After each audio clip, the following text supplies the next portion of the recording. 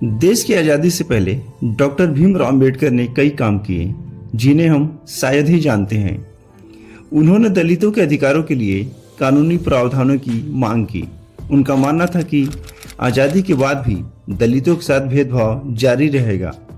उन्होंने भारत में पहली बार लड़कियों को पुरुषों के बराबर अधिकार दिए। उन्होंने भारत में पहली बार नौकरी करने वाली गर्भवती महिलाओं को वेतन के साथ छुट्टियां दी। उन्होंने लड़कियों को पढ़ने का अधिकार दिलाया। उन्होंने लड़कियों को संपत्ति में लड़कों के बराबर हिस्सा दिया। उन्होंने भारतीय रिजर्व बैंक के गठन में अहम भूमिका निभाई।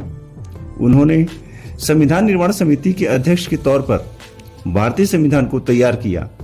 उन्होंने संविधान में सामाजिक और आर्थिक असमानता के खिलाफ न्याय के सिद्धांतों को शामिल किया। डॉक्टर भीमराव अंबेडकर को संविधान का निर्माता माना जाता है। उनका योगदान भारतीय समाज में सामाजिक न्याय और समानता की बढ़ती समर्थन में अहम माना जाता है। डॉक्टर भीमराव अंबेडकर के एक आर्टिकल में लिखा गया है, तो ऐसी आज़ादी किस काम की? B.R. अंबेडकर के लिए क्या था आज़ादी का मतलब? उन्होंने भारत की आज़ादी से पहले और उसके बाद भी जीवन भर पिछड़े वर्ग के लिए अधिकारों की लड़ाई लड़ी।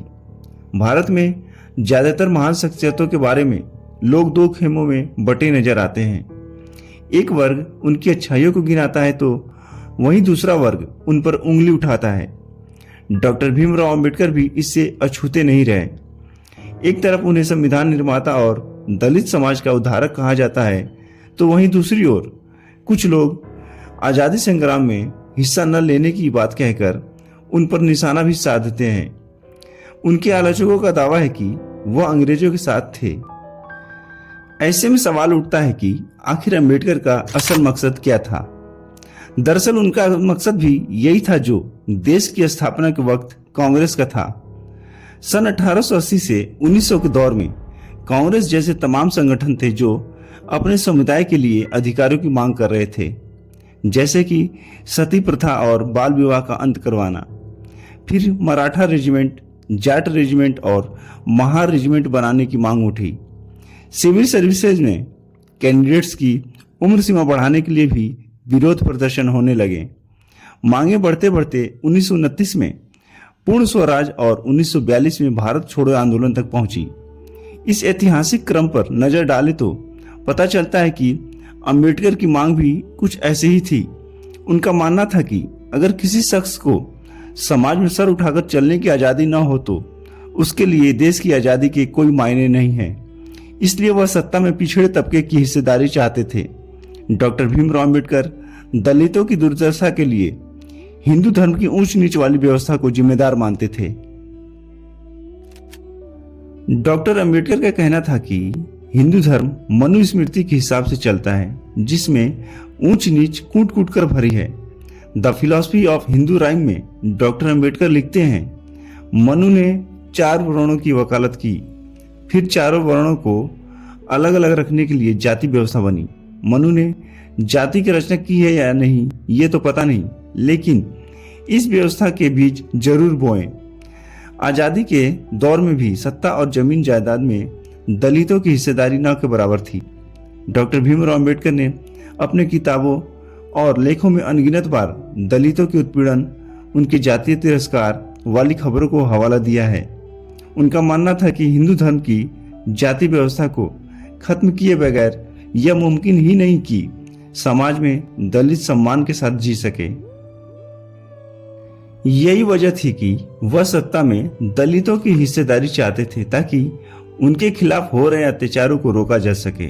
डॉक्टर अंबेडकर दलितों की दशा सुधारने वाली मांगों पर ही अड़े रहे। वहीं कांग्रेस लगातार अपनी मांगों और आंदोलन का दायरा बढ़ाती रही। उसने दलितों से जुड़े मामलों को अनदेखा तो नहीं किया, लेकिन उनकी स्थिति सुधारने के लिए कुछ किया भी नहीं।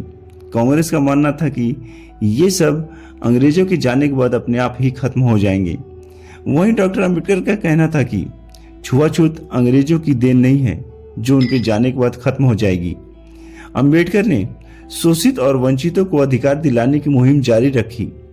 उन्हीं की वजह से साइमन कमीशन, जो कि अंग्रेजों की देन थी, वंचित तबके को प्रतिनिधित्व देने को राजी हुआ। वहीं कांग्रेस ने साइमन कमीशन के खिलाफ जोरदार आंदोलन चला रखा था। ब्रिटिश सरकार ने अगस्त 1932 में दलितों को अलग निर्वाचन का अधिकार दिया। इसमें दलितों को 2 वोट देने के अधिकार थे। 1 वोट से वे अपने समुदाय का प्रतिनिधि चुन सकते थे, तो वहीं दूसरे से किसी सामान्य वर्ग का। महात्मा गांधी ने अलग निर्वाचन का जोरदार विरोध किया। उनका मानना था कि इससे दलितों और सवर्णों के बीच की खाई ज्यादा बढ़ जाएगी। उन्होंने इसके खिलाफ आमरण अनशन शुरू कर दिया, जिसकी वजह से गांधी की तबीयत बिगड़ने लगी। गांधी की तबीयत बिगड़ने के साथ अंबेडकर के पुतले जलाए जाने लगे। आखिरकार डॉक्टर अंबेडकर को गांधी की जान बचाने के लिए उनकी आमरण अनशन के आगे झुकना पड़ा और 24 सितंबर 1932 को गांधी और अंबेडकर के बीच पूना पैक्ट समझौता हुआ। इससे दलितों के अलग निर्वाचन और 2 वोट का अधिकार खत्म हो गया। हालांकि दलितों के लिए आरक्षित सीटों की संख्या राज्यों के विधानमंडलों में 71 से बढ़ाकर 147 और केंद्रीय विधानमंडल में कुल सीटों का 18% कर दी गई। डॉक्टर अंबेडकर वायसराय की एग्जीक्यूटिव काउंसिलिंग के सदस्य थे। उन्हें श्रम विभाग की जिम्मेदारी मिली थी। डॉक्टर अंबेडकर ने वायसराय काउंसिलिंग के सदस्य के रूप में कई अहम काम किए। उन्होंने वेतन भुगतान के लिए नियम बनवाए, मजदूरों के लिए कारखाना संशोधन विधेयक पारित करवाया।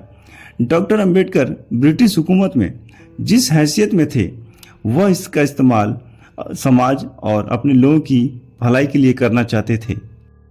डॉक्टर अंबेडकर का कहना था कि पहले दलितों को अधिकार मिल जाए, उसके बाद ही उनके लिए आज़ादी का कोई मतलब होगा।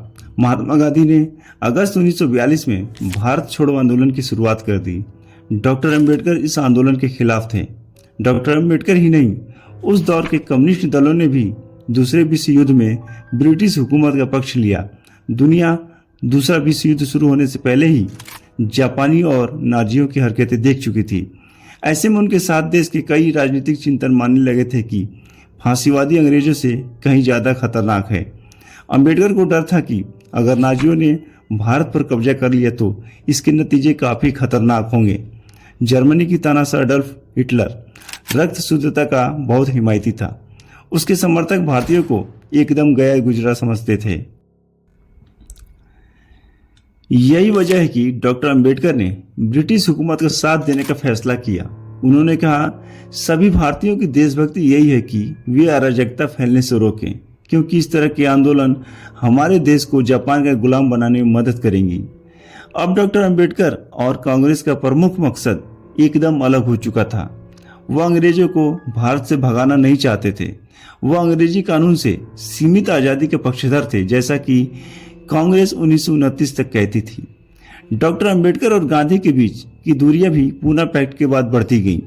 उन्होंने गांधी की हत्या पर यह तक कह दिया कि गांधी की मौत से कुछ अच्छा निकलकर सामने आएगा। अब जनता को सुपरमैन के जुड़ाव से मुक्ति मिलेगी।